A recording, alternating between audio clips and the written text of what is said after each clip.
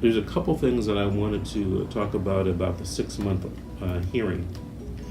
And after the disposition hearing, which in my opinion is the most important hearing in the juvenile dependency system, your case is statutorily, by law, set for a review hearing in 6 months. Now, people ask me, hey, you mean I can't get my child back until 6 months? No, you can get your child back before 6 months by filing something called a 388 petition. A 388 petition is, I think it's a JV 180 form. You can Google that. WIC, Welfare and Institutions Code Section 388, or Google California Judicial Form JV-180. But let's say we're at the 6-month hearing. I'll give you an example of a 6-month hearing that's coming up in Los Angeles, where a client just hired me to do it. So at the beginning of September, the judge has set a date called the receipt of the report date. It's where you show up, you get the report, and you review it, and you come back another day, sometimes which has already been set, hopefully, a couple of weeks out, where you come back with your witnesses and your documents to prove that the child should be returned. Now, at the first 6-month date, they call that a 366.21E hearing. The rule is that the child must be returned to you unless the social worker can prove by a preponderance of evidence that you pose some type of risk or detriment to the child. Now, if you think about it, the social worker has to prove this. You don't have to prove that you should get the child back. But what happens is, because the social worker files a report and you usually don't file anything, which is not a good idea, by the way, the social worker will have met the burden if her or his recommendation is not to return the child.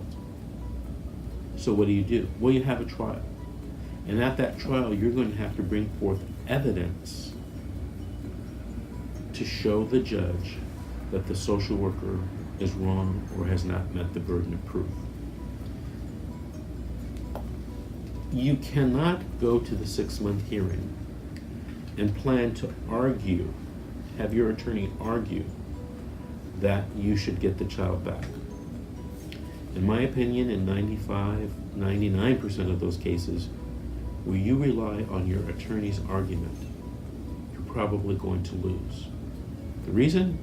You don't have any evidence. Attorney argument is not evidence in the juvenile dependency system. I don't think it's evidence in any system. So, attorney argument, don't rely on it. You want to make sure, a week to 10 days before the hearing, after you've read the report, that you bring in the witnesses that can testify on your behalf. I'll give you an example, another case that I have. Social worker at the 6-month review hearing date is recommending the child, or that the children not be returned to my client, who is the mother.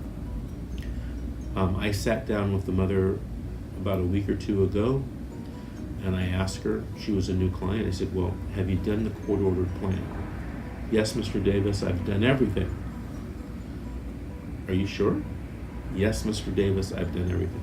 Well, let me see all your completion certificates. Let me see your progress reports. Let me see your receipts for drug counseling and drug testing. And she pulled out of her satchel, her bag, everything. She had done everything. And I asked her 2 important questions. I said, number 1, does the social worker know that you've done all of this?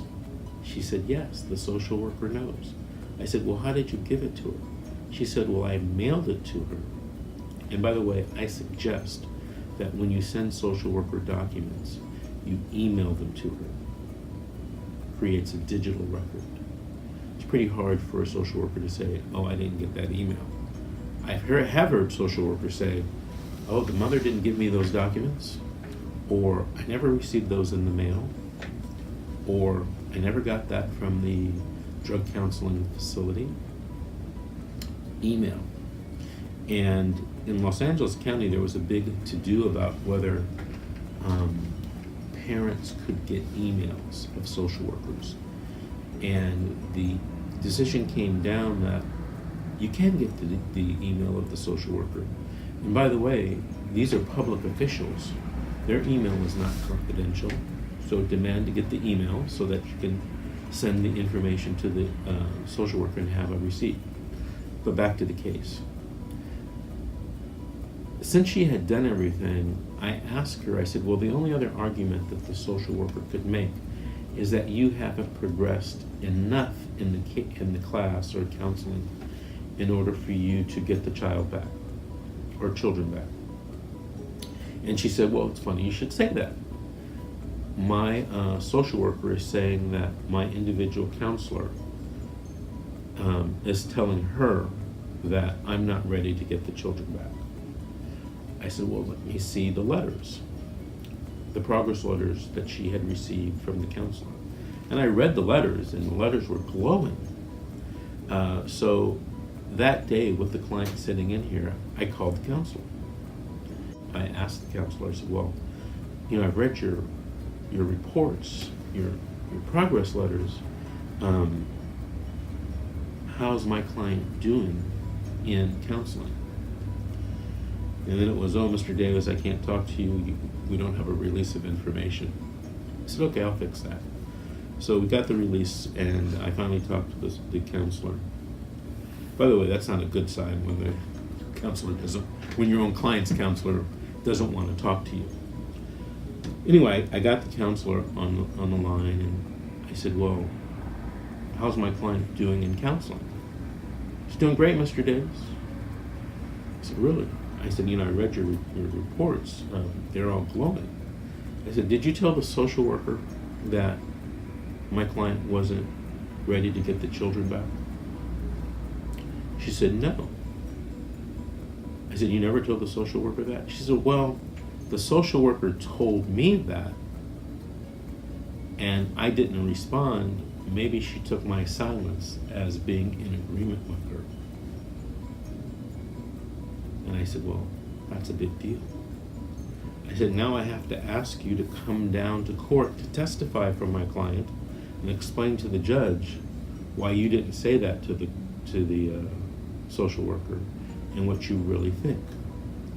Oh, Mr. Davis, I'm busy that day. I have a lot of patients that day. I said, well, I can make sure that you have a subpoena so that will mandate you to come. Oh, Mr. Davis, can't you just rely on my reports? Can't you just rely? Can I call in on the phone and testify? No, can't call in. Got to come into court, and you got to testify. So that's what I mean about bringing in the witnesses that you're going to need to rebut or refute the social worker's report. You don't bring those witnesses in, it's likely that the social worker's, that the therapist's report won't come into evidence. And even if it did, in the example that I gave you, they're not going to be sufficient to rebut the social worker's claim that the therapist said, mom's not ready to get the children back. I know that's a little like how many angels dance on the head of a pin type of argument, but that's what it comes down to. So you gotta have those witnesses there. In most cases, if you have reports and documents from your court-ordered case plan, most minors attorneys and county counsel will allow that into evidence, even though the preparer of that report is not there. However, technically, in my opinion, it's not admissible evidence. And you have to have the preparer of the report either there or on call to come down and say, hey, yes, I wrote this report. That's my signature. I said Mom's doing a great job in her counseling, or in her parenting class, or in her anger management class, or her drug counseling class. So make sure that you have those people subpoenaed and on call. And make sure you have those documents. Make sure that you talk to your attorney at least a week, in my opinion, or at least a few days before the trial, so that you guys can get on the same page.